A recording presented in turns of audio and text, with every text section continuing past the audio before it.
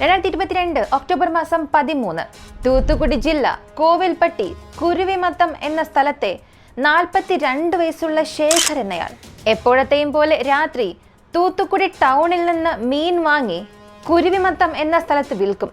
ജ്ഞാനശേഖരന് വിവാഹം കഴിഞ്ഞ ഭാര്യയും 16-14 വയസ്സുള്ള 2 പെൺമക്കളും ഉണ്ടായിരുന്നു. അദ്ദേഹത്തിന്റെ ജീവിതം വളരെ സന്തോഷകരമായി തന്നെയാണ് പോയത്. അന്നത്തെ ദിവസവും ജ്ഞാനശേഖരൻ തന്റെ ഓട്ടോയിൽ തൂത്തുക്കുടി ടൗണിൽ പോയി മീൻ വാങ്ങുകയും വീട്ടിലേക്ക് തിരികെ വരികയായിരുന്നു. അങ്ങനെ വീട്ടിലേക്ക് വരുന്ന വഴിയിൽ ഒരു ഇരുണ്ട പ്രദേശത്തെത്തിയപ്പോൾ ഇദ്ദേഹത്തിന്റെ ഓട്ടോ മാത്രം അവിടെ തനിച്ചായിരുന്നു. പെട്ടെന്ന് പിന്നിൽ വളരെ വേഗത്തിൽ വന്ന കാർ ആ ഓട്ടോയിൽ വന്ന് ഇടിച്ചു. അല്പം പോലും ഇത് പ്രതീക്ഷിക്കാത്ത ജ്ഞാനശേഖരൻ ഇത് കാരണം ഭയപ്പെട്ട് ഓട്ടോയുടെ നിയന്ത്രണം നഷ്ടപ്പെട്ട് തൊട്ടടുത്തുള്ള ഒരു കുഴിയിൽ അത് വന്നു വീണു. ഇത് കാരണം അദ്ദേഹത്തിന്റെ ശരീരത്തിൽ സാരമായ പരിക്കേറ്റു. ഒരുപക്ഷെ കാർ ഡ്രൈവറുടെ അശ്രദ്ധ മൂലമായിരിക്കാം ഇങ്ങനെ സംഭവിച്ചത്. ഇത് ഒരു അപകടമാണെന്ന് വിചാരിച്ച് അദ്ദേഹത്തിന് സംഭവിച്ച മുറിവുകളിലെ വേദനയാൽ അദ്ദേഹം കരയാൻ തുടങ്ങി, നിലവിളിക്കാൻ തുടങ്ങി. ഇപ്പോ ഇടിച്ച കാറിൽ നിന്ന് വന്ന അപരിചിതനായ വ്യക്തി ജ്ഞാനശേഖരനെ സഹായിക്കുന്നതിന് പകരം അയാളെ തന്നെ നോക്കി നിന്നു.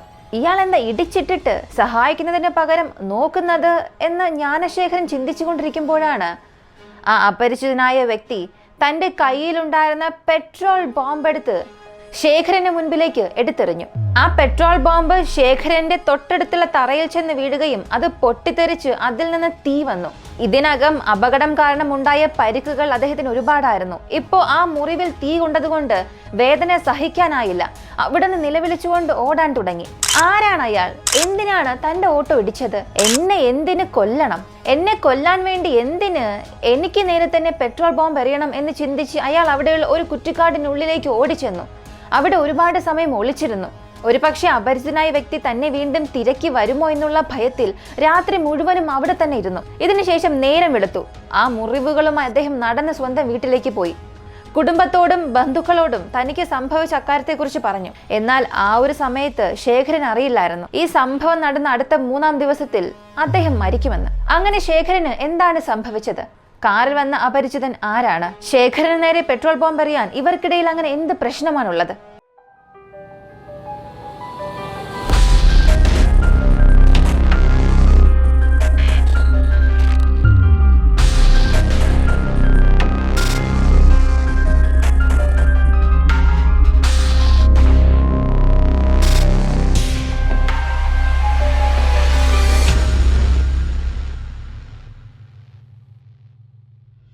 നടന്ന സംഭവങ്ങൾ ബന്ധുക്കളോടും കുടുംബത്തോടും പറഞ്ഞതിന് ശേഷം നിന്നെ കൊല്ലാൻ നോക്കിയത് ആരാണ് എന്ന് അവരെല്ലാവരും ഒരുപോലെ ചോദിച്ചു.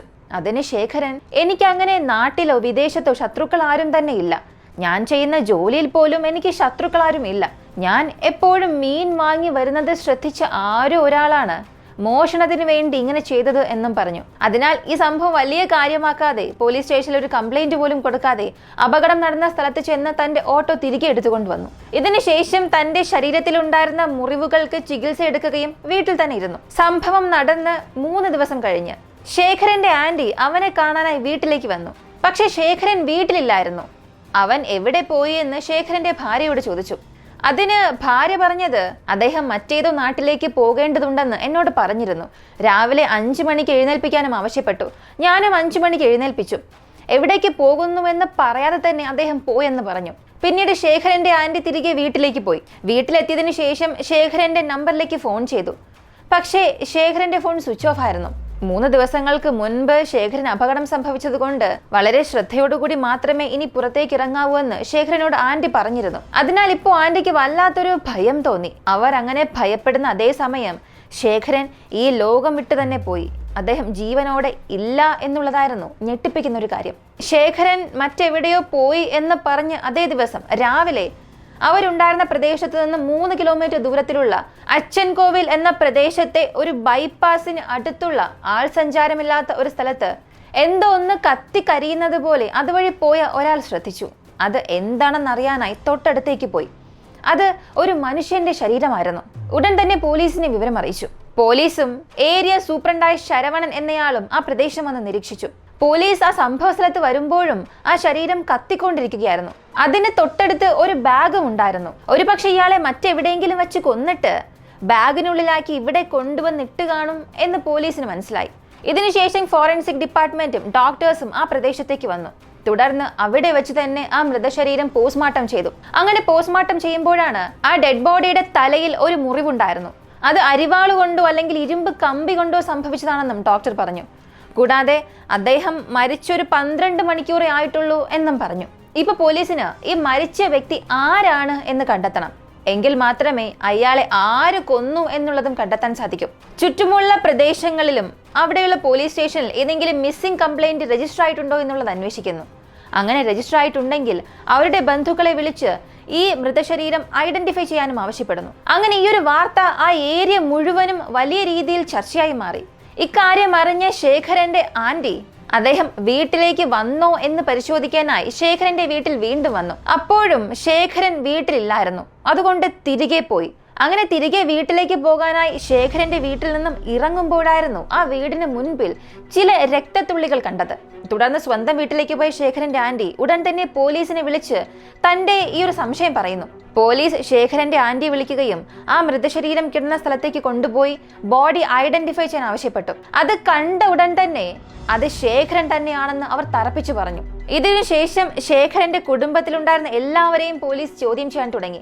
അതിൽ ശേഖരന്റെ ഭാര്യ 38 വയസ്സായ സൈലത്ത് റാണി, 16 വയസ്സുള്ള മകൾ, ഇവർ രണ്ടുപേരും പറഞ്ഞ പല കാര്യങ്ങളും പോലീസിനെ ഞെട്ടിപ്പിക്കുന്നതായിരുന്നു. ജ്ഞാനശേഖരന്റെ വീടിനടുത്ത് ഒരു ഷെഡ് ഉണ്ടായിരുന്നു. മരപ്പണികൾ ചെയ്യുന്ന ഷെഡാണത്. അവിടെ കാർത്തിക് എന്ന 24 വയസ്സുകാരൻ ജോലി ചെയ്യുന്നുണ്ട്.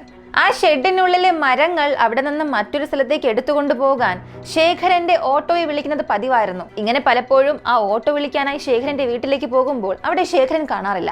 പകരം അദ്ദേഹത്തിന്റെ ഭാര്യ മാത്രമേ ഉള്ളൂ. ഇങ്ങനെ ദിവസവും പോയി ശേഖരനും കാർത്തിക്കും ഇടയിൽ ഒരു ബന്ധമുണ്ടാകാൻ തുടങ്ങി. ശേഖരൻ എപ്പോഴെല്ലാമാണോ വീട്ടിൽ ഇല്ലാത്തത് അപ്പോഴെല്ലാം കാർത്തി ആ വീട്ടിലേക്ക് പോകും. ചേട്ടനില്ലേ, ഓട്ടോ വേണം എന്നൊക്കെ ചോദിക്കും. ശേഖരൻ വീട്ടിലില്ല എന്നറിഞ്ഞുകൊണ്ടാണ് കാർത്തി വരുന്നത്, തന്നെ കാണാനാണ് വരുന്നത് എന്ന് സൈലത്ത് റാണിക്ക് മനസ്സിലായി. ഇതിനുശേഷം അവർക്കിടയിൽ ഒരു അവിഹിത ബന്ധം തന്നെ ഉണ്ടാകുന്നു. പക്ഷെ ഇക്കാര്യം പുറത്താർക്കും അറിയില്ല. ഇങ്ങനെ ദിവസങ്ങൾ പോകുന്നു. ആ ഒരു സാഹചര്യത്തിലാണ് ആ ഗ്രാമത്തിലുള്ള എല്ലാ ജനങ്ങളും കാർത്തിയെക്കുറിച്ച് പല രീതിയിൽ സംസാരിക്കാൻ തുടങ്ങി. ഇങ്ങനെ അവനെക്കുറിച്ച് പറയാൻ കാരണം അവനും ശേഖരന്റെ ഭാര്യയ്ക്കും ഇടയിലുണ്ടായിരുന്ന ഈ അവിഹിത ബന്ധത്തെക്കുറിച്ചല്ല, പകരം കാർത്തിയും ശേഖരന്റെ മൂത്ത മകളും പ്രണയിക്കുന്നതായി ആ ഗ്രാമത്തിൽ എല്ലാവരും സംസാരിച്ചു തുടങ്ങി. അതായത് ഈ കാർത്തി ഒരേ സമയം ശേഖരന്റെ ഭാര്യയെയും മകളെയും തന്റെ വലയിലാക്കിയിരുന്നു. തന്റെ മകളെ കാർത്തി പ്രണയിക്കുകയാണ് എന്ന വിവരം തുടക്കത്തിൽ സൈലത്ത് റാണി അറിഞ്ഞപ്പോൾ അതിന് എതിർപ്പ് ഒരുപാട് പ്രകടിപ്പിച്ചു. ദേഷ്യപ്പെടാൻ തുടങ്ങി, മകളെ അടിക്കാൻ തുടങ്ങി. പിന്നീട് അവൾ ചിന്തിച്ചു, തന്റെ മകളെ കാർത്തിക്ക് വിവാഹം കഴിച്ചു കൊടുക്കുകയാണെങ്കിൽ അവസാനം വരെയും കാർത്തി തന്റെ വീട്ടിൽ തന്നെ ഉണ്ടാകും, തനിക്കും അവനുമായി ജീവിക്കാം എന്ന് വല്ലാത്തൊരു മോശമായ ചിന്ത അവളുടെ മനസ്സിലുണ്ടായി. അതുകൊണ്ട് മകളുടെ പ്രണയത്തിന് സമ്മതം അറിയിച്ചു. എന്നാൽ മകളും കാർത്തിയും പ്രണയിക്കുകയാണ് എന്ന വിവരം അറിഞ്ഞ ജ്ഞാനശേഖരന് അത് വലിയ വിഷമമുണ്ടാക്കി, ദേഷ്യവും വന്നു. കാർത്തികിനോട് ചെന്ന് എന്റെ മകളെ ദയവ് ചെയ്ത് വിടണം എന്നൊക്കെ ഒരുപാട് അപേക്ഷിച്ചു. അങ്ങനെ ഒരു ദിവസം ശേഖരൻ വീട്ടിലില്ലാത്ത സമയം കാർത്തിയും സൈലത്ത് റാണിയും ഒരുമിച്ചിരിക്കുകയായിരുന്നു. അപ്രതീക്ഷിതമായിരുന്നു ആ വീട്ടിൽ ശേഖരൻ കടന്നു വന്നത്. സൈലത്ത് റാണിയെയും കാർത്തിയെയും ഒരുമിച്ച് കണ്ട ശേഖരന് അത് വിശ്വസിക്കാൻ സാധിച്ചില്ല. തന്റെ മകളെ സ്നേഹിക്കുന്ന ഒരു വ്യക്തി തന്റെ ഭാര്യയുമായി വഴിവിട്ട ബന്ധത്തിലാണെന്ന് മനസ്സിലാക്കിയ ശേഖരൻ അത് ഉൾക്കൊള്ളാനായില്ല. ദേഷ്യം വന്ന അദ്ദേഹം രണ്ടുപേരെയും അടിക്കുന്നു. ഇതിൽ വല്ലാത്ത വിമർശനം തോന്നിയ സൈലത്ത് റാണി തന്റെ 16 വയസ്സുള്ള മൂത്ത മകളോട് ചെന്ന് പറഞ്ഞത്, നിന്റെ അച്ഛൻ ജീവിച്ചിരിക്കുകയാണെങ്കിൽ ഒരിക്കലും നിന്റെ പ്രണയത്തിന് സമ്മതിക്കില്ല. അച്ഛൻ മരിച്ചാൽ മാത്രമേ കാർത്തിയെ നിനക്ക് ലഭിക്കുകയുള്ളൂ, വിവാഹം കഴിക്കാനും സാധിക്കൂ. അതിനാൽ അച്ഛനെ കൊല്ലണം എന്ന് പറഞ്ഞ് ആ ചെറിയ കുഞ്ഞിന്റെ മനസ്സ് മാറ്റാൻ ശ്രമിച്ചു. തുടർന്ന് കാർത്തി, സൈലത്ത് റാണി, അവരുടെ 16 വയസ്സുള്ള മൂത്ത മകൾ, ഇവർ 3 പേരും ചേർന്ന് ശേഖരനെ കൊല്ലാൻ പദ്ധതിയിടുന്നു. ശേഖരൻ തൂത്തുക്കുടി ടൗണിലേക്ക് പോയി വരുമ്പോൾ നിന്റെ കാർ വെച്ച് ഓട്ടോയിൽ ഇടിച്ചാൽ മതി, പിന്നീട് അദ്ദേഹത്തിന്റെ മേലൊരു പെട്രോൾ ബോംബ് എറിഞ്ഞാൽ മതിയെന്ന് സൈലത്ത് റാണി ഒരു പദ്ധതി നൽകി. ആ പദ്ധതി അനുസരിച്ചാണ് ഞാൻ ആമുഖത്തിൽ പറഞ്ഞ കാര്യങ്ങളെല്ലാം സംഭവിച്ചത്. എന്നാൽ ആ ആക്രമണത്തിൽ നിന്ന് ശേഖരൻ രക്ഷപ്പെട്ടു. ഒരുപക്ഷെ ആ ഇരുട്ടത്ത് താനാണ് ഇതൊക്കെ ചെയ്തത് എന്ന് ശേഖരൻ കണ്ടെത്തുമോ എന്നുള്ള ഒരു ഭയം ആ സമയം കാർത്തിക്കുണ്ടായിരുന്നു. അതേ ഭയത്തിലുണ്ടായിരുന്ന സൈലത്ത് റാണി ഇതിങ്ങനെ വിട്ടാൽ ശരിയാവുകയില്ല, അദ്ദേഹം ജീവിച്ചിരിക്കുകയാണെങ്കിൽ വീണ്ടും ആപത്താണ്.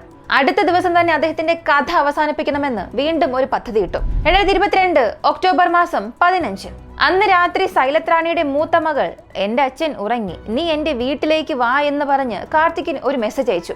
അവൻ അവിടെ വന്നതിന് ശേഷം ഇതിനകം അവർ 3 പേരും ഇട്ട പദ്ധതി അനുസരിച്ച് ശേഖരന്റെ മൂക്ക് പൊത്തിപ്പിടിക്കുകയും ഒരു ഇരുമ്പ് കമ്പി കൊണ്ട് അദ്ദേഹത്തെ ആക്രമിച്ചു. തലയിൽ തന്നെ ശക്തമായി അടിച്ചു. അദ്ദേഹം മരിച്ചു എന്ന് ഉറപ്പായതിനു ശേഷം ആ ശരീരം ഒരു ബാഗിനുള്ളിലാക്കി കാറിൽ കയറ്റി നച്ചൻകോവിലുള്ള ബൈപ്പാസ് റോഡിന് ഒരൽപ്പം ദൂരത്തുള്ള ഒരു പ്രാന്തപ്രദേശത്ത് ആ മൃതശരീരം കൊണ്ടിടുകയും പെട്രോൾ ഒഴിച്ച് കത്തിക്കാനും തുടങ്ങി. ശേഖരനെ ആ ബാഗിനുള്ളിലാക്കി വീട്ടിൽ നിന്നും പുറത്തേക്ക് കൊണ്ടുപോകുമ്പോൾ ആ ബാഗിൽ നിന്നും രക്തം താഴേക്ക് ഇറ്റിറ്റ് വീഴുന്നുണ്ടായിരുന്നു. ഈ കൊലപാതകം ചെയ്ത 3 പേരും ഈ രക്തത്തുള്ളികൾ പോലും ശ്രദ്ധിച്ചില്ല. അതായിരുന്നു അദ്ദേഹത്തിന്റെ ശരീരം കണ്ടെടുത്ത അതേ ദിവസം ഈ 3 പേരെയും അറസ്റ്റ് ചെയ്യാൻ കാരണമായത്. സൈലത്രാണി ചിന്തിച്ചിരുന്നെങ്കിൽ തന്റെ ആ ഒരു വഴിവിട്ട ബന്ധം അവസാനിപ്പിക്കാമായിരുന്നു. അതേസമയം തന്റെ മകളുടെ പ്രണയവും ഒരിക്കലും അവർക്ക് അംഗീകരിക്കാതിരിക്കാമായിരുന്നു. എന്നാൽ അവർ ചെയ്തത് മകൾക്ക് അവനെ വിവാഹം കഴിപ്പിച്ചു കൊടുക്കുകയും ഒരേ വീട്ടിൽ അവനുമായി ജീവിക്കാനും ആഗ്രഹിച്ചു. ആ ഒരു ക്രൂരമായ ചിന്ത കാരണമാണ് നിരപരാധിയായ ശേഖരൻ മരിക്കാൻ കാരണം. കേവലം ഒരു പ്രണയത്തിന് വേണ്ടി സ്വന്തം അച്ഛനെ തന്നെ കൊല്ലാൻ തുനിഞ്ഞ ഒരു മകൾ, ആ മകളുടെ പ്രണയത്തെ ശരിയായി പ്രയോജനപ്പെടുത്തി തനിക്കും ജീവിക്കാമെന്ന മോശമായ ചിന്തയോടുകൂടി പ്രവർത്തിച്ച ഒരമ്മ. ഈ ഒരു കുടുംബത്തെക്കുറിച്ചുള്ള നിങ്ങളുടെ അഭിപ്രായം എന്താണെന്നുള്ളത് കമന്റിൽ പറയുക. ഇങ്ങനെയുള്ള ക്രൈം ത്രില്ലർ വീഡിയോസ് കാണാൻ താല്പര്യമുള്ളവരാണ് നിങ്ങളെങ്കിൽ ഇപ്പോൾ തന്നെ നമ്മുടെ ചാനൽ സബ്സ്ക്രൈബ് ചെയ്യുക. മറ്റൊരു വീഡിയോയുമായി വീണ്ടും കാണാം.